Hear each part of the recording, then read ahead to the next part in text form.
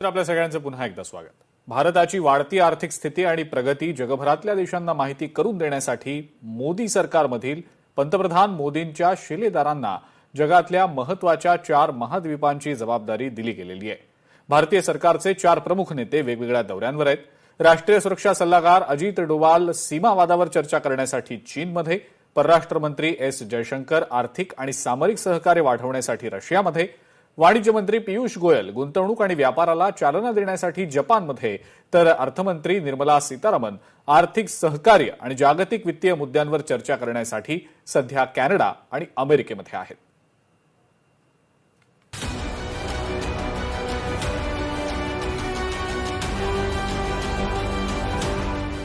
मोदी सरकारमधील महत्त्वाचे शिलेदार विश्व मोहिमेवर। भारताच्या राजकीय आणि आर्थिक धोरणांबाबत संबंधित देशांशी चर्चा। जयशंकर रशियात, डोवाल चीनमध्ये, तर गोयल जपानमध्ये आणि सीतारामन अमेरिकेत।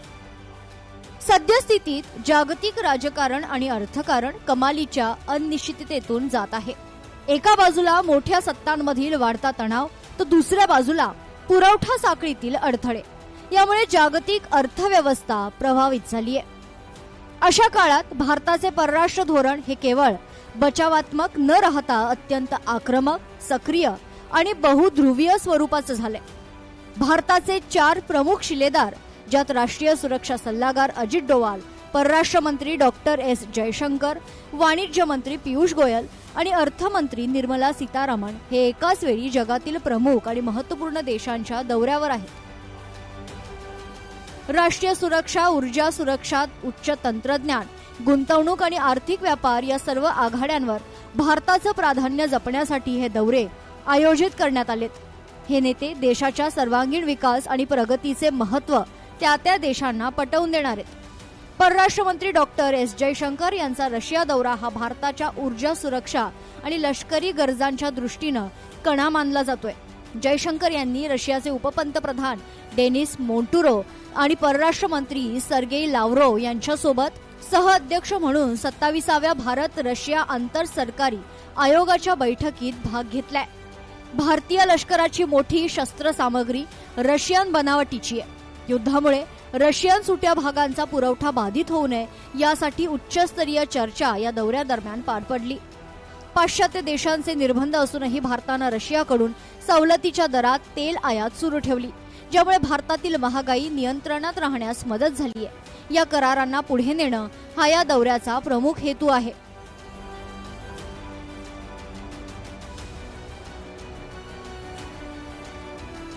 राष्ट्रीय सल्लागार अजित डोवाल यांचा चीन दौरा हा भारत चीन संबंधांमधील तणाव कमी करण्याच्या दृष्टीने अत्यंत महत्त्वाचा टप्पा आहे।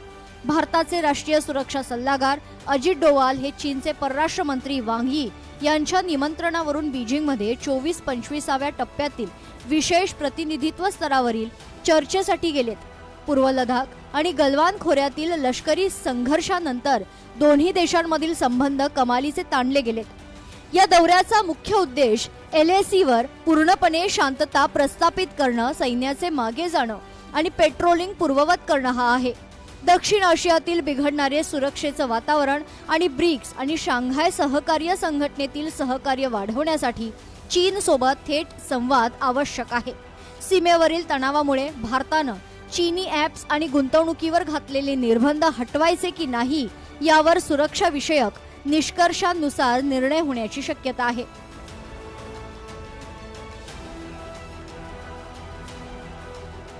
वाणिज्य आणि उद्योग मंत्री पीयूष गोयल जपानच्या दौऱ्यावर टोकियो, नागोया आणि ओसाका या ठिकाणी गेलेत।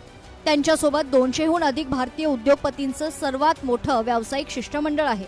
भारताला जागतिक निर्मिती केंद्र बनवण्यासाठी जपानी तंत्रज्ञान आणि भांडवलाची गरज आहे। इलेक्ट्रॉनिक, सेमीकंडक्टर चिप्स आणि कृत्रिम बुद्धिमत्ता क्षेत्रात जपानी कंपन्यांना भारतात आकर्षित करणं हा मुख्य हेतू आहे।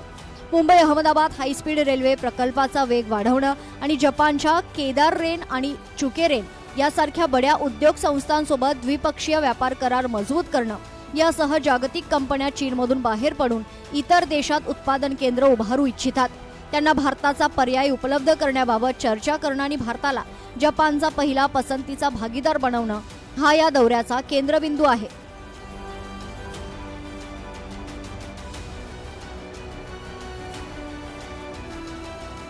केंद्रीय अर्थमंत्री निर्मला सीतारामन यांचा कॅनडा आणि अमेरिका दौरा हा आर्थिक भागीदार मजबूत करण्यासाठी आखण्यात आलाय. त्या पहिल्या टप्प्यात टोरंटो या ठिकाणी पहिल्या इकॉनॉमिक अँड फायनान्शियल डायलॉगमध्ये भाग घेतील आणि नंतर अमेरिकेत G20 वित्तमंत्र्यांच्या बैठकीस उपस्थित राहतील. कॅनडातील बलाढ्य पेन्शन फंड्सनं भारतातील पायाभूत सुविधा आणि रिन्युएबल एनर्जीमध्ये कोट्यवधी डॉलर्सची गुंतवणूक केली आहे. व्यापक आर्थिक भागीदारी अंतिम रूप देऊनही गुंतवणूक वाढवण्याला प्रोत्साहन मिळणार आहे. भारत आणि अमेरिका यांच्यातील द्विपक्षीय व्यापार सुमारे 250 अब्ज डॉलरच्या जवळ पोहोचलाय.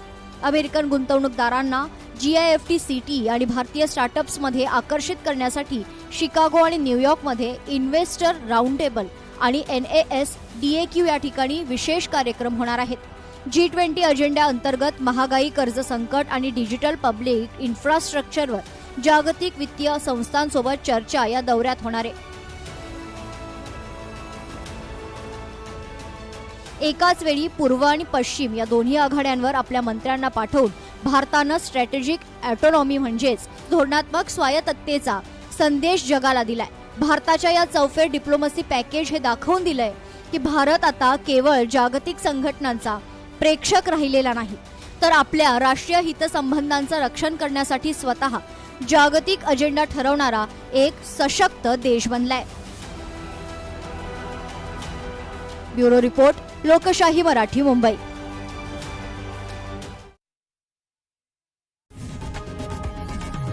लोकशाही मराठी ऐका, पहा, जागरूक रहा.